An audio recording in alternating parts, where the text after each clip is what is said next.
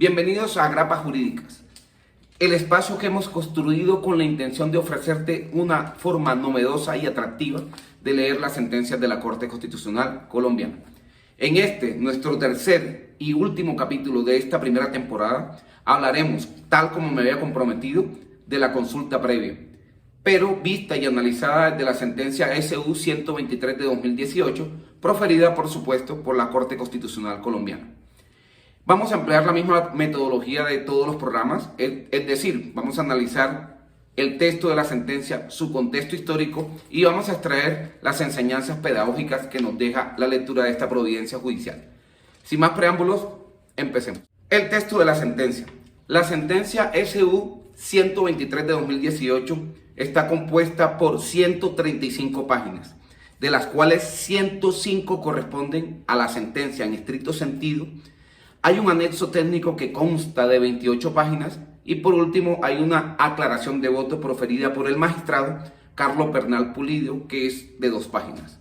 Esta sentencia tiene una ponencia conjunta entre el magistrado Alberto Rojas Ríos y Rodrigo Britni Yepes. Este último actuó en calidad de conjuez de la Corte Constitucional, es muy conocido porque es columnista del Despertador y tiene una fundación llamada De Justicia, en donde se publican documentos de especial interés académico. Entre ellos hay un documento dedicado a la consulta previa, justamente.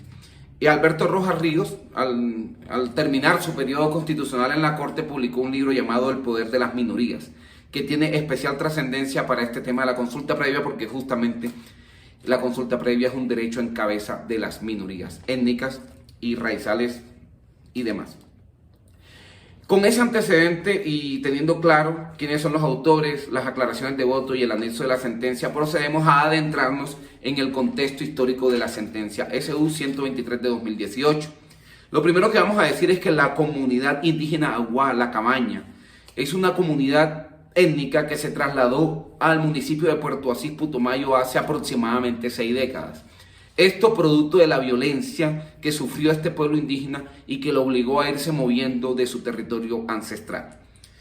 Entre 1988 y 1991, Ecopetrol estableció campos productores de petróleo en la zona de Quillajinga, Curiquinga y La Piñuña, territorio que bordea el asentamiento de la comunidad indígena Aguá La Cabaña. En consecuencia de esto, MinAmbiente, el Ministerio de Ambiente, estableció que para tales efectos, para desarrollar ese proyecto, se tenía que establecer un plan de manejo ambiental. Se dejó la advertencia que si bien en la fase 1 del proyecto de exploración y explotación de recursos no renovables, en esta zona, no habría que hacer o agotar el requisito de la consulta previa. Sin embargo, se advirtió desde ese plan de manejo ambiental que para la fase 2, al menos, se debía realizar la consulta previa con las comunidades que eventualmente se podrían ver afectadas por la puesta en marcha de este proyecto. A su vez, la Dirección de Asuntos Indígenas advirtió que efectivamente en la fase 2 se debía agotar el requisito de la consulta previa, especialmente con la comunidad Aguá La Cabaña a la que me he referido inicialmente. Sin embargo, Ecopetrol suscribió un contrato con el consorcio Colombia Energy, cuyo plazo de duración fue de 22 años. En el desarrollo del proyecto de exploración en todas sus fases, exploración, explotación, se profirieron un conjunto de actos administrativos por parte de MinAmbiente, por parte del Ministerio del Interior como garante de los derechos de las comunidades indígenas y no había mucha claridad sobre si se debía o no efectuar la consulta previa. Sin embargo, el proceso avanzó de tal suerte que el gobernador del Cabildo o de la comunidad indígena Guayú La Cabaña se vio obligado a interponer una acción de tutela para garantizar el derecho a la consulta previa, que no se agotó. Efectivamente, este proyecto avanzó sin que se consultara a las comunidades indígenas. Pues bien, el Tribunal Superior del Putumayo negó el amparo del derecho constitucional a la consulta previa de esta comunidad. Decisión que fue confirmada en segunda instancia por la Sala de Casación Penal de la Corte Suprema de Justicia, quien actuando en calidad de juez de tutela confirmó la sentencia que había negado el derecho a la consulta previa en cabeza de la comunidad Aguá. Por ende, la Corte Constitucional aprendió el conocimiento de este asunto y dispuso que en sentencia de unificación se definiera definitivamente cuál sería la suerte de la consulta previa en este proyecto, pero más allá, unificar jurisprudencia en torno al derecho fundamental a la consulta previa de que gozan las comunidades étnicas y minorías étnicas en general. La sentencia SU 123 de 2018 como herramienta pedagógica. Pues bien, la Corte Constitucional nos enseña que desde el artículo 1 se establece que Colombia es un Estado social de derecho organizado en forma de república participativa, pluralista y garante de los derechos de las comunidades étnicas, tanto de sus conocimientos ancestrales como de su cultura en general.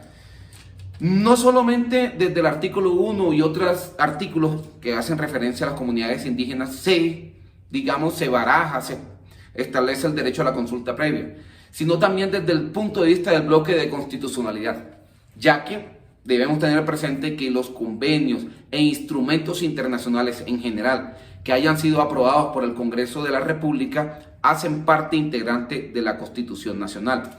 Entre otros instrumentos encontramos el Convenio 169 de la Organización Internacional del Trabajo, que establece el derecho a la consulta previa para todas aquellas políticas, planes y proyectos que afecten en forma directa a comunidades étnicas o minorías.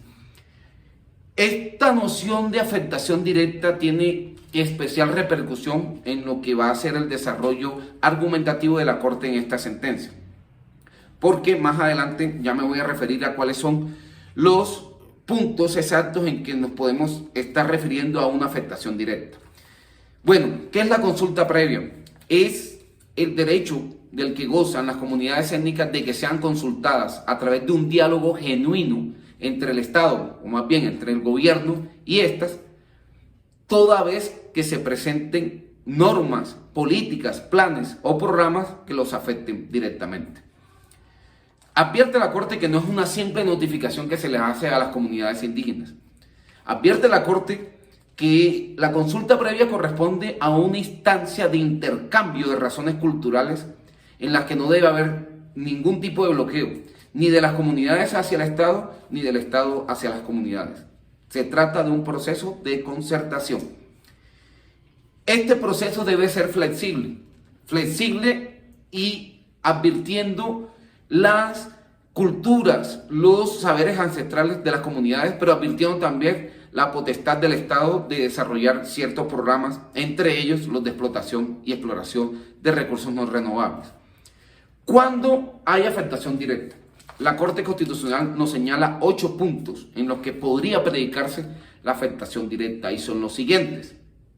Primero, cuando se perturben estructuras sociales, espirituales o culturales de los pueblos indígenas. Segundo, cuando éstas tengan un impacto sobre las fuentes de sustento ubicadas en el territorio. Tercero, cuando se imposibilite realizar los oficios de los que se deriva tal sustento.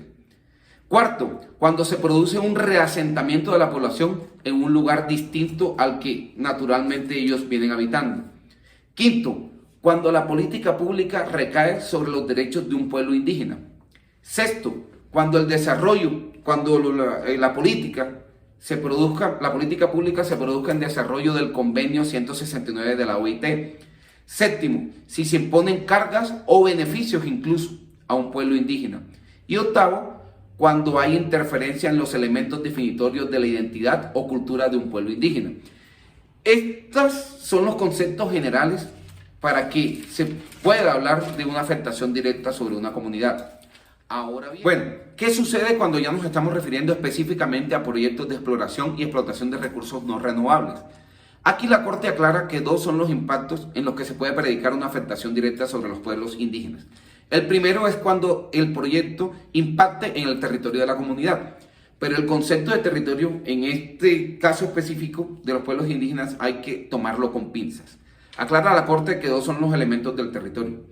El primero es entender el territorio como un espacio geográfico que ha sido reconocido legalmente bajo la figura del resguardo u otra similar. Y el segundo es un concepto que la Corte ha denominado territorio amplio, el cual no se circunscribe, no se contrae al espacio físico que habita una determinada comunidad, sino que se expande a aquel espacio en donde la comunidad realiza actividades económicas, sociales o espirituales. El segundo elemento que tiene en cuenta la Corte para establecer si hay una afectación directa es nada más y nada menos que el impacto que el respectivo proyecto ocasione sobre el medio ambiente. Y este concepto lo podemos entender como el de justicia ambiental. Bueno, con esas precisiones la Corte ya se adentra a resolver el caso concreto de este proyecto que desarrolló Ecopetrol sobre la comunidad o el pueblo indígena Aguá La Cabaña. Lo primero que hace la Corte es caracterizar el pueblo Aguá. ¿Y qué dice? Señalo 3 dentro de tantos aspectos que explora la Corte en esta maravillosa sentencia. Lo primero es que es un pueblo indígena que está ubicado en la frontera colombo-ecuatoriana y su extensión va desde la cuenca del río Telembí y se extiende hasta el norte de Ecuador. Este pueblo tiene la característica que se agrupa a través de resguardos y cabildos. En los pueblos indígenas hay otro tipo de formas de asociación. Por ejemplo, la comunidad Wayuu estableció o tiene establecido ancestralmente una forma de asociación en forma de clanes. En esto se diferencia de este pueblo Aguá que está establecido por resguardos y cabildos. ¿Cuál es el idioma de este pueblo? Es el idioma aguapit. Y los historiadores, los investigadores acuciosos de este tema han llegado a la conclusión de que esa lengua está adscrita a la familia lingüística barbacoa. Con esta caracterización la Corte entra a definir y a concluir categóricamente que efectivamente el proyecto que desarrolló Ecopetrol sí tuvo afectación, sí tenía afectación en el pueblo Aguá. ¿Por qué? Porque el Ministerio Público, es decir, la Procuraduría, pudo establecer que hubo un derramamiento de crudos sobre las fuentes hídricas de las cuales se proveía el pueblo Aguá. Señalo algunos de los ríos que fueron afectados, porque la Corte incluso en el fallo hay incluidas unas fotos en donde se evidencia que los ríos fueron contaminados. Me estoy refiriendo a los ríos San Miguel y a los ríos Sinaí y el Chivo, entre otras tantas fuentes hídricas que se vieron afectadas. Por supuesto, esto desembocó en que se hiciera difícil la caza y la pesca, que son uno de los mecanismos de supervivencia de la mayoría de los pueblos étnicos y por supuesto el pueblo Aguá no escapa a esta necesidad.